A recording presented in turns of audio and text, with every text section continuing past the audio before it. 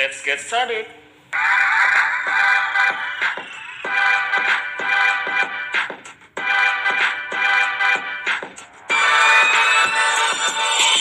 Nah, pada video kali ini kita akan membahas beberapa submateri dari uji identifikasi simplicia. Antara lain, yang pertama, nama dan asal simplicia. Yang kedua, karakteristik simplicia. Yang ketiga, uji makroskopik simplicia. Dan yang keempat, uji mikroskopik simplicia. Kenapa sih kita perlu mempelajari ini? Emang penting buat kita? Jadi, jawabannya, karena identifikasi awal simplicia secara makroskopis dan mikroskopis penting untuk dilakukan agar kita dapat mengenali bentuk morfologi ataupun anatomi serta kandungan kimia dari suatu simplicia. Hal ini disebabkan karena dengan diidentifikasinya simplicia, kita dapat menganalisis kandungan zat dan mempelajari kemampuan efek terapi dari kandungan simplicia. Nah, pertama-tama kita bahas dulu ya, dari nama dan asal simplicianya. Simplicia dapat terdiri dari beberapa bagian tanaman, antara lain, yang pertama ada akar atau nama latinnya radix, yang kedua batang atau caulis, yang ketiga daun atau flia, yang keempat rimpang atau rizom, yang kelima umbi atau tubera, yang keenam bunga atau flos, yang ketujuh buah atau fruktus, yang kedelapan biji dan semen, yang kesembilan kayu atau lignum, yang ke-10 kulit kayu atau korteks, dan yang terakhir 11 seluruh tanaman atau herba.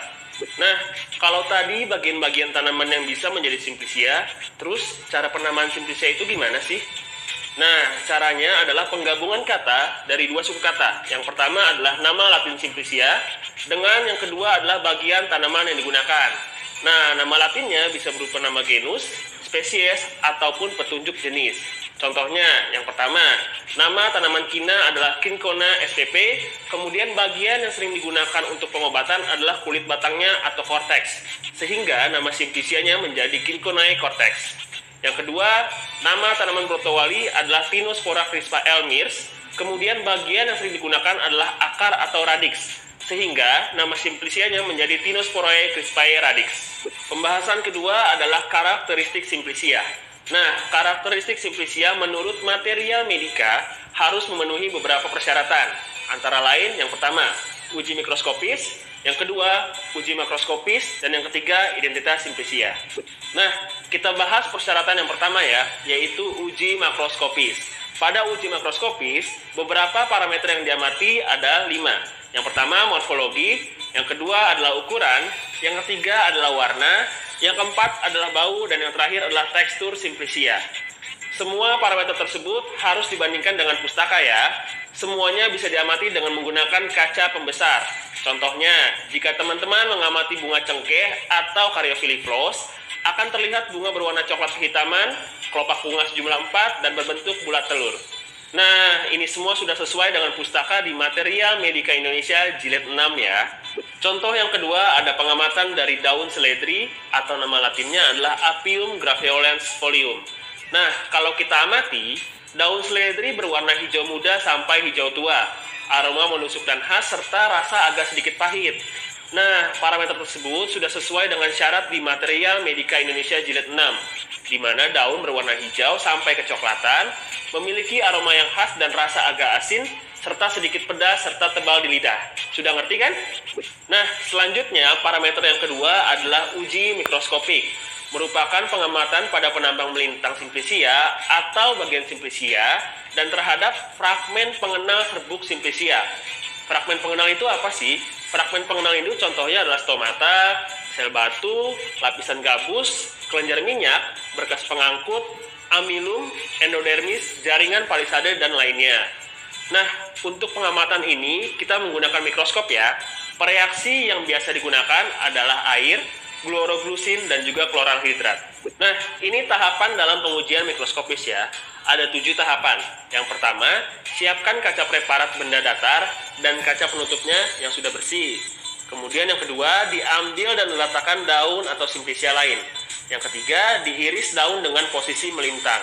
Yang keempat, dengan pinset, diambil potongan melintang tersebut. Yang kelima, ditempatkan sayatan tersebut pada preparat gelas.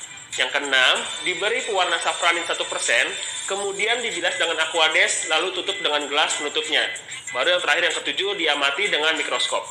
Nah, ini ada beberapa contoh penampang melintang batang. Antara lain, yang pertama, epidermis. Epidermis berfungsi sebagai lapisan pelindung dari ancaman infeksi patogen atau mekanik. Yang kedua, kolenkim berfungsi sebagai hormon pertumbuhan tanaman muda.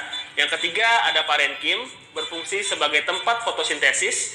Yang keempat, ada perisikel, ini berfungsi sebagai tempat pertukaran gas. Yang kelima, ada kristal kalsium oksalat. Yang keenam, ada floem, berfungsi untuk mengangkut hasil fotosintesis dari daun menuju seluruh bagian tumbuhan. Kemudian yang ketujuh, ada kambium, ini merupakan jaringan meristematik yang bertanggung jawab untuk pertumbuhan sekunder tumbuhan. Yang kedelapan, ada silem, berfungsi untuk membawa air dan mineral dari akar ke daun. Dan yang terakhir, ada ampulur, ini berfungsi untuk menyimpan makanan.